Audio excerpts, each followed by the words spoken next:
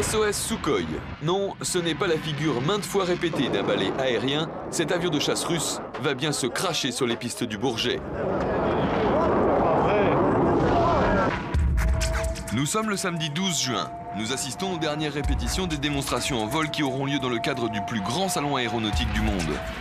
Comme tous les ans, une centaine d'avions se sont donné rendez-vous au Bourget. Les plus beaux, les plus perfectionnés, les plus chers appareils du monde effectuent leurs prouesses aériennes. À l'image un Sukhoi 31, le dernier né des avions de chasse russes. Ce petit bijou à 150 millions de francs, 15 milliards de centimes, rivalise d'agilité lorsque tout à coup...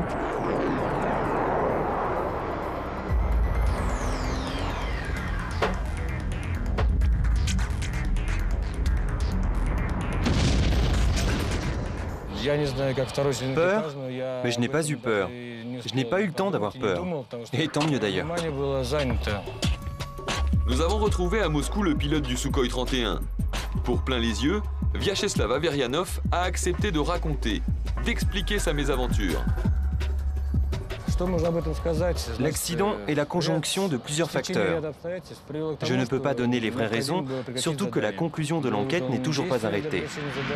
En revanche, ce que je peux vous certifier, c'est que cet accident n'est pas dû à un problème technique. Jusqu'au dernier moment, on y a cru. Jusqu'au dernier moment, j'ai essayé de relancer l'avion.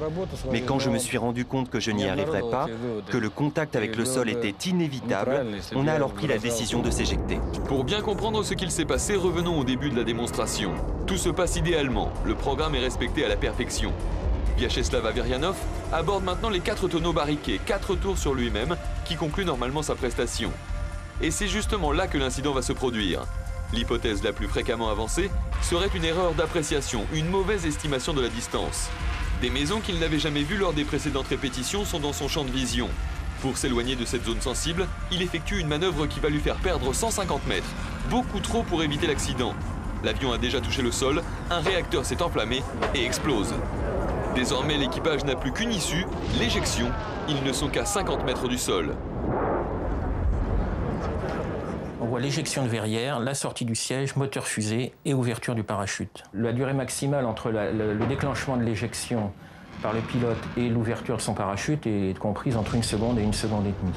Le système des moteurs fusées a l'avantage d'éloigner le pilote de l'avion et dans une certaine mesure de gagner un peu d'altitude pour permettre une ouverture du parachute dans de meilleures conditions de sécurité. Une éjection est toujours quelque chose d'éprouvant pour le pilote, sur 2 plans, physique et surtout, je dirais, moral.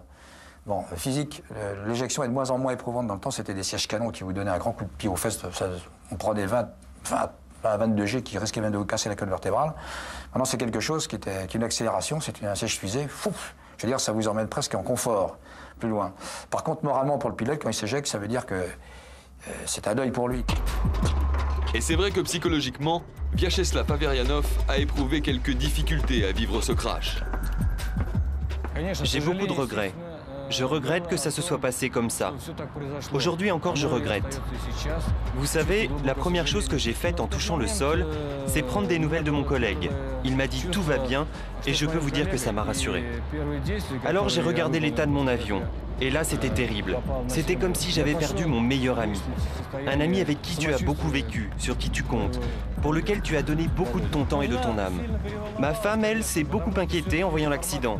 Elle souhaite que je stoppe ma carrière. Mais j'ai décidé de continuer. Mes supérieurs ne m'ont fait aucun reproche. Ils m'ont même proposé de reprendre le travail instantanément. Ce que j'ai fait, sans appréhension, sans angoisse particulière. D'ailleurs, si j'en avais, j'arrêterais de voler.